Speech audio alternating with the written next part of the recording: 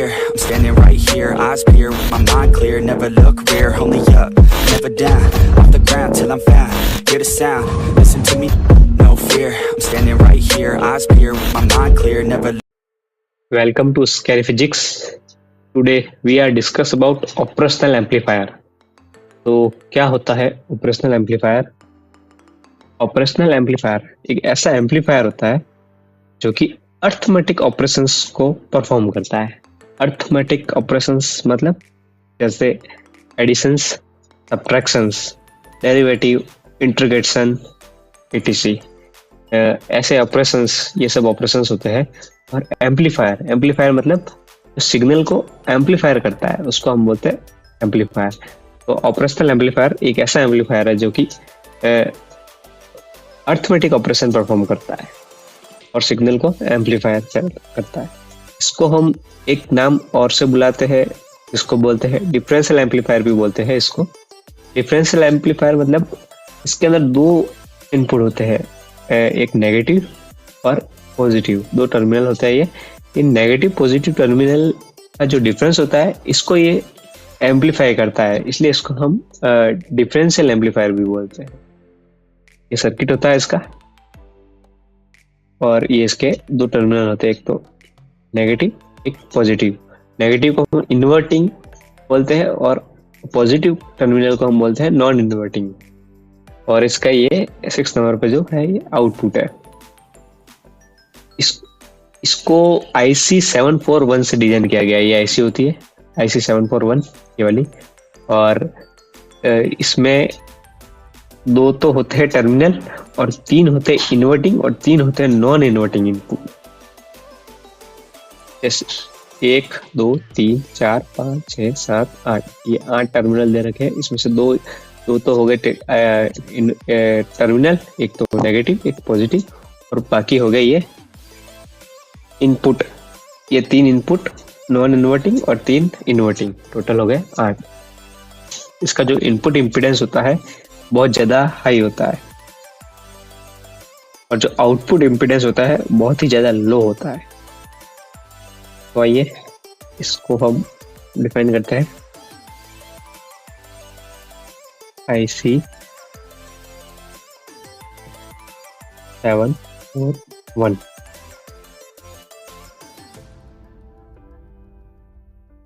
इससे डिजाइन होता है। Open is operational amplifier. Operational amplifier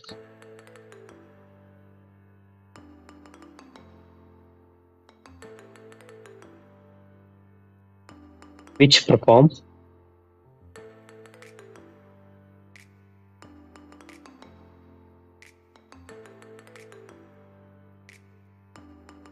arithmetic operation.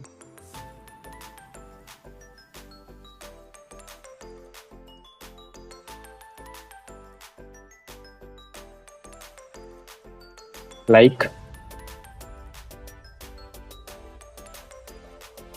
addition,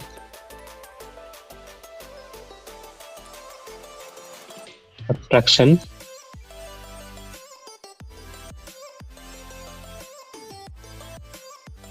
derivative,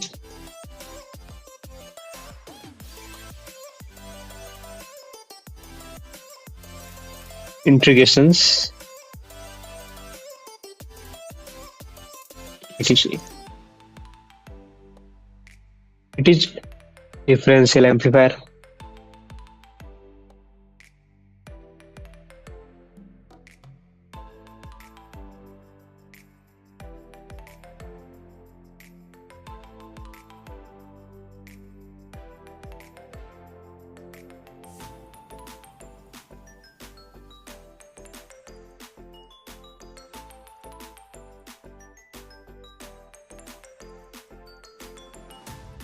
Because it is amplify difference of input signal. It is amplify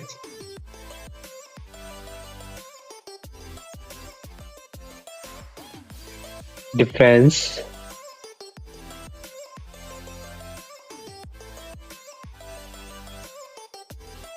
of input signal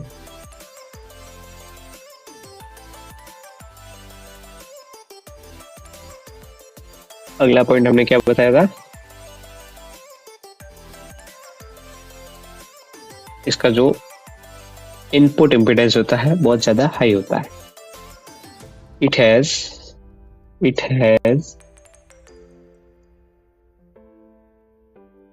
very high input impedance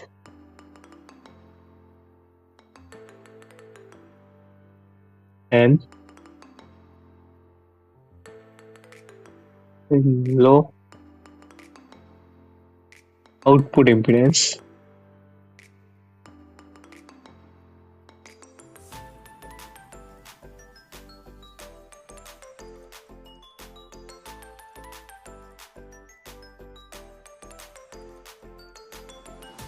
और point हमने बताया था, इसका जो differential gain होता है बहुत high होता है. एंड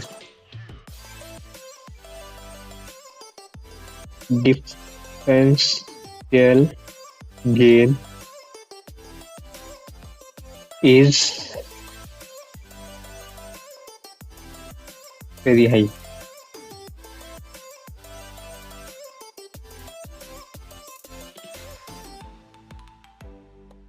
पॉइंट हमने बताया था,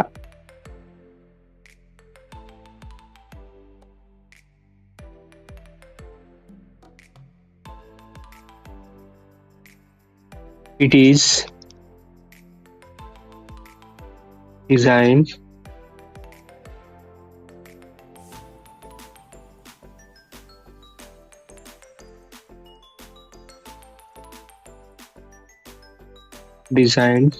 using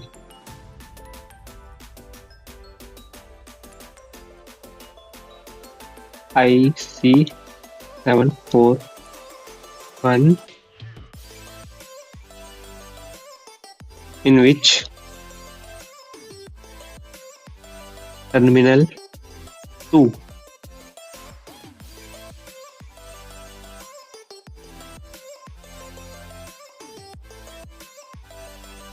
and 3 are inverting and non-inverting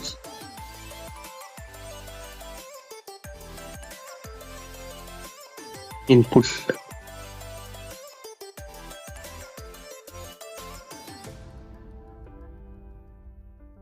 अब इसका कैरेक्टरिस्टिक कर्व भी देख लेते हैं.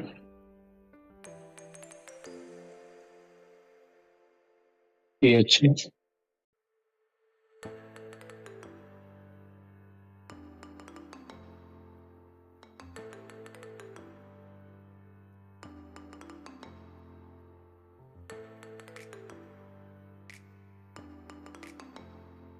Characteristic curve.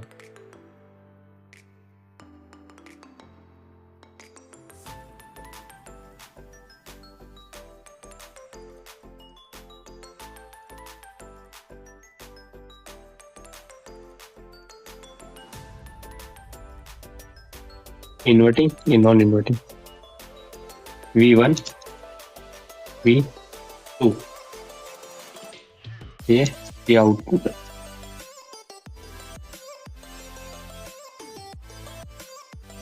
यहाँ हम देते हैं प्लस VCC, यहाँ हम देते हैं माइनस VCC. वोल्टेज लिखिए, it is DI differential amplifier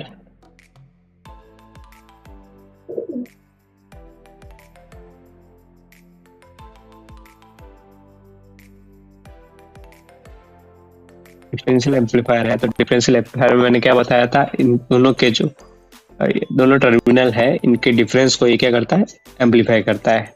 तो हमको आउटपुट कहाँ से मिलता है, ये आउटपुट मिलता है हमको ए इंटू V2 माइनस V1, यहाँ से हमको मिलता है आउटपुट। और जो इसमें जो ये होता है, ये होता है गेन। ये है output equal to gain into input. Input क्या था? इसका डिफरेंस। यहाँ से हमको मिलता है इसका कैरेक्टरिस्टिक कर्व। इसका कैरेक्टरिस्टिक कर्व कैसा होता है वो देख लेते हैं।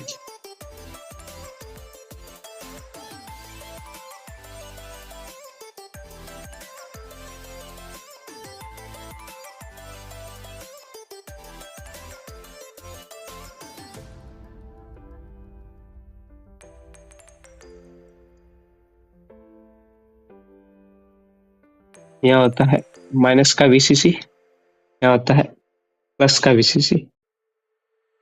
एक लीनियर होता है ये, एक समय बाद हम कितना भी वोल्टेज दे ये वैल्यू नहीं इंक्रीज होती है। अभी तो डायरेक्टली प्रोपोर्शनल की तरह इंक्रीज हो रही है, जितना हम वोल्टेज दे रहे हैं उसके हिसाब से गेन बढ़ता जा रहा है।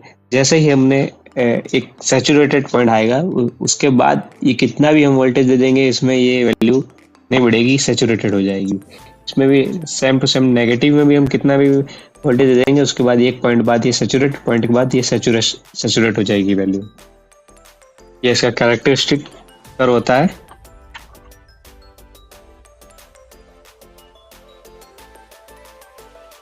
एक इसमें होता है इसका जो ओपन लूप गेन होता है वो बहुत ज्यादा हाई होता है। ओपन लूप ये अभी जैसे ये ओपन है, इसमें कोई भी हमने क्लोज लूप नहीं बना रखा है, सारा ओपन है।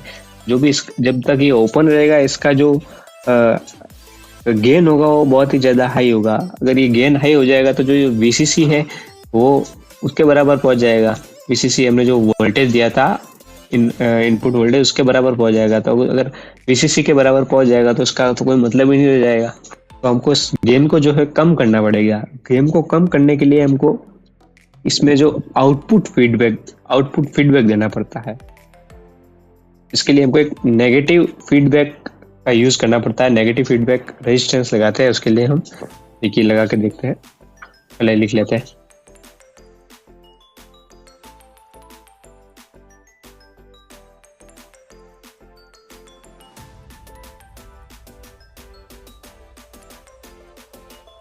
Open loop gain of amplifier is very high.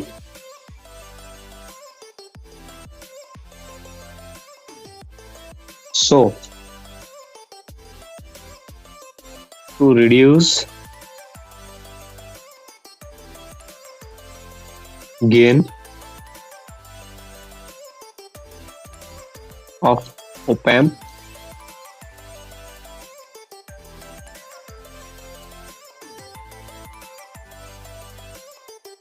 negative feedback use.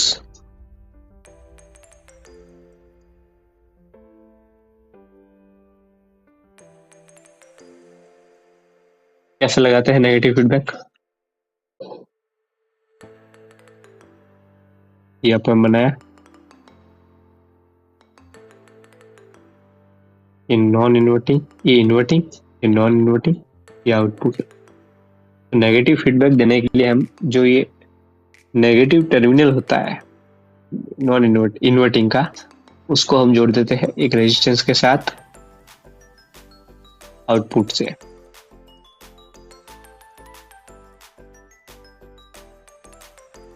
ये बन गया क्लोज लूप। और जो ये रेजिस्टेंस होता है उसको बोलते हैं feedback resistance, RF, feedback resistance. लिख देता हूं, RF is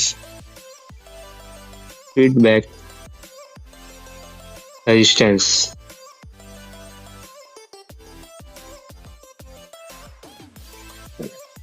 इससे क्या होगा, जो गेन की वैल्यू है वो रिड्यूस हो जाएगी। Next,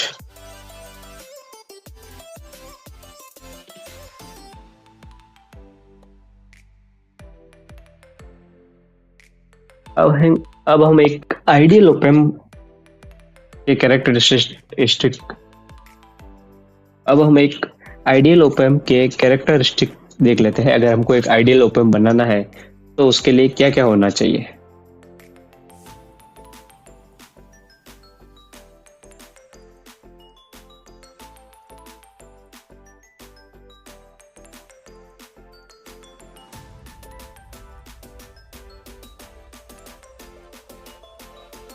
characteristic of op amp. अगर हमको आइडियल ओप एम्प बनाना है तो उसके लिए क्या क्या होना चाहिए। आइडियल ओप एम्प के लिए तो फर्स्ट चीज हमने देखी थी, इसका जो ओपन लूप गेन है वो इनफाइनाइट होता है। इनफाइनाइट तो फर्स्ट चीज हमने देखी थी, इसका जो ओपन लूप गेन है वो बहुत ही ज्यादा हाई होता है, हाई। तो अगर हमको इसका आइडियल ओप एम्प बनाना है तो हम इस ओपन लूप गेन को कितना हाई कर सकते हैं, इनफाइनाइट। सबसे पहले हो गया पहला पॉइंट, इनफाइनाइट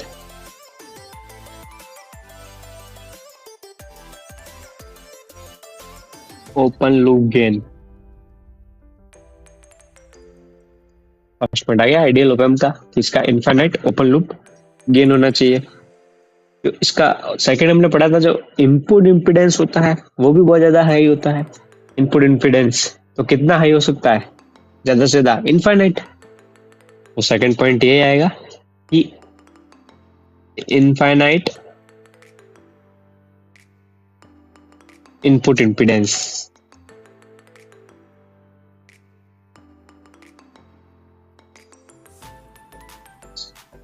थर्ड पॉइंट हमने देखा था कि जो ऑपरेशनल एम्पलीफायर है इसका जो आउटपुट इनपुट इम्पीडेंस है वो बहुत ही ज्यादा लो होता है।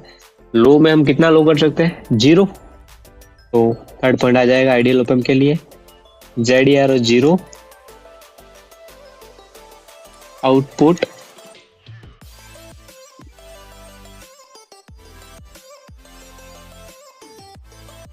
इम्पीडेंस।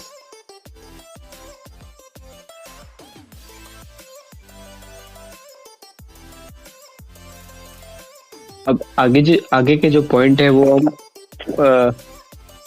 अभी हम डिस्कस करेंगे, लेकिन फिलहाल आपको पढ़ना होगा।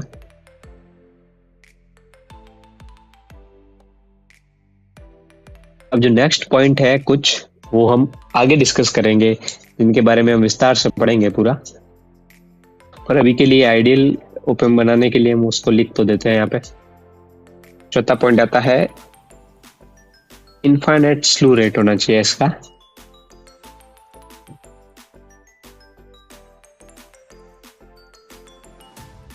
ये स्लू रेट क्या होता है वगैरह ये सब हम आगे देखेंगे। फिफ्थ पॉइंट आता है इनफाइनाइट बैंडविड्थ। इनफाइनाइट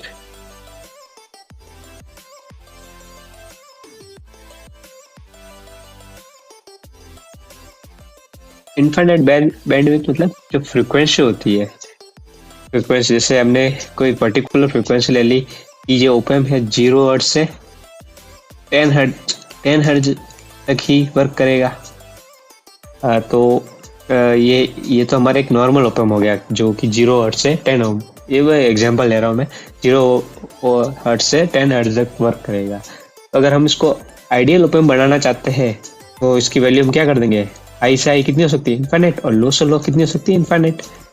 तो अगर हमको ये आइडियल ओप एम्प बनाना है तो इसके लिए इनफाइनाइट बैंडविड्थ होनी चाहिए, मतलब कोई पर्टिकुलर फ्रीक्वेंसी नहीं होनी चाहिए, हाई भी हाई ज्यादा से ज्यादा इनफाइनाइट और लो भी ज्यादा से ज्यादा इनफाइनाइट।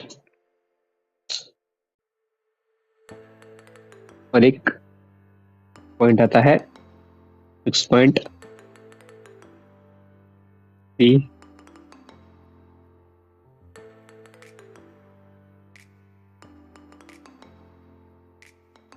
इनफाइनाइट CMRR होना चाहिए। ये भी क्या होता है आगे पढ़ेंगे हम CMRR। 7 पॉइंट आता है इसका परफेक्टली बैलेंस होना चाहिए।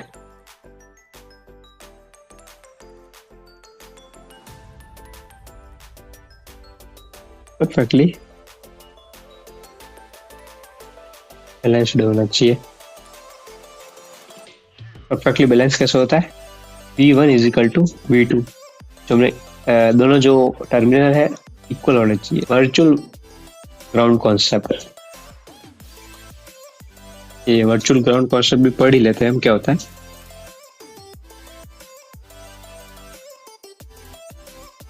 Virtual ground concept, virtual ground concept क्या होता है देखिए।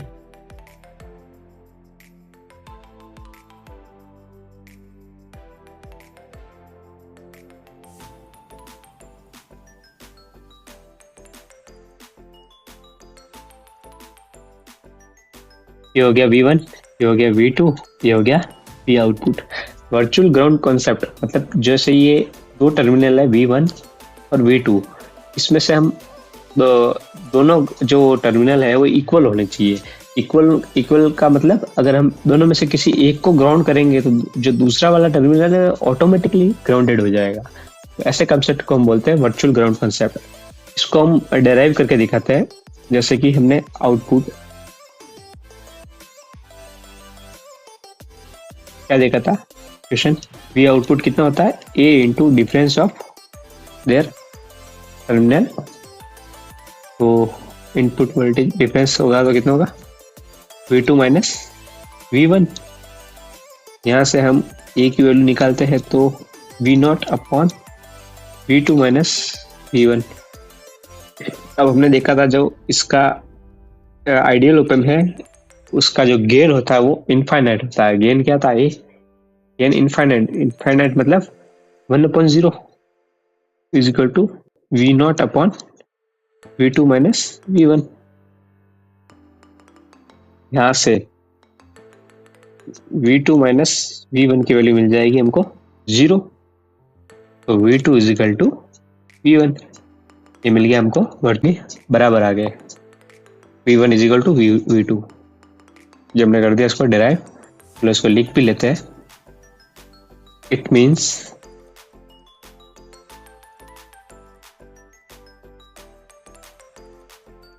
voltage at both terminal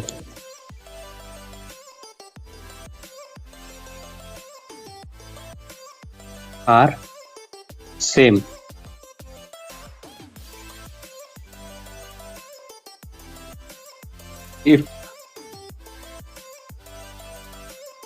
if one terminal is grounded, then other terminal other is automatically grounded,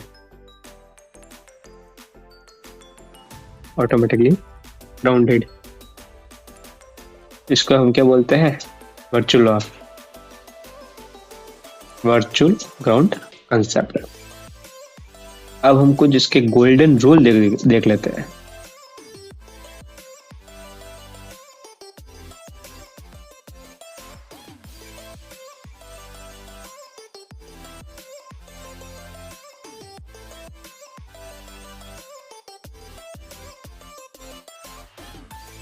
golden rule किस लिए है? इसको सॉल्व करने के लिए, ओप एम्प को सॉल्व करने के लिए इसके कुछ गोल्डन रूल है जो हमको ध्यान रखना होंगे।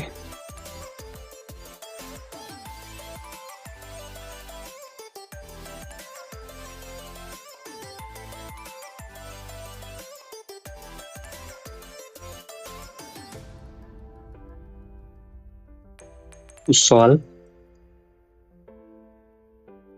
ideal op amp,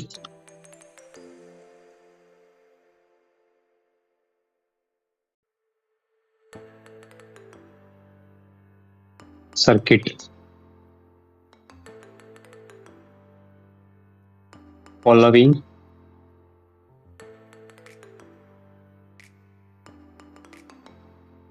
condition are required.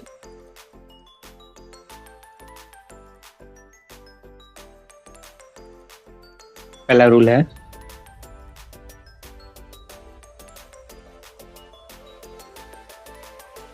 input impedance is infinite.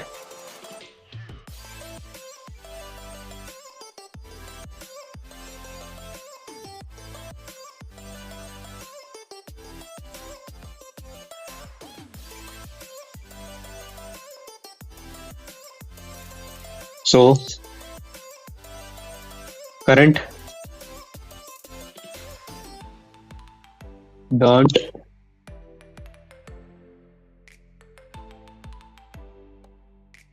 enter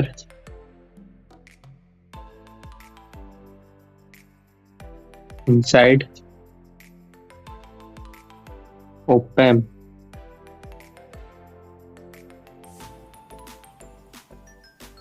इसका इनपुट इम्पीडेंस इंफाइनाइट है, इसलिए जो करंट होगा वो op-amp के अंदर नहीं आएगा.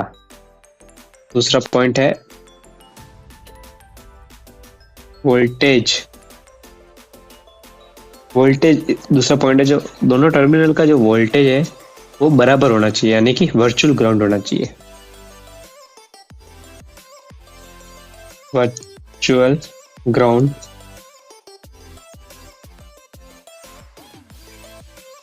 concept must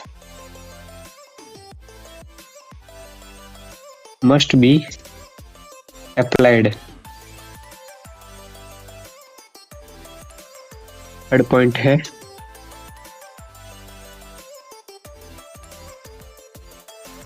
इसको थर्ड पॉइंट में होगा इसमें जो ओपन लूप गेन है जो इनफाइनाइट होता है, इसलिए इसको हमको क्या करना पड़ेगा, सबसे पहले नेगेटिव फीडबैक यूज करना पड़ेगा उसको कम करने के लिए. तो थर्ड पॉइंट लिख देंगे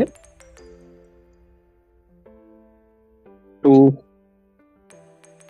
open loop gain is infinite.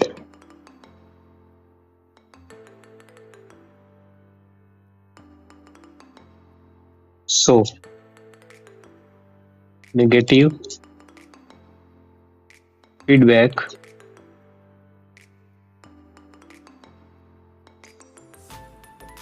use to reduce gain of op-amp.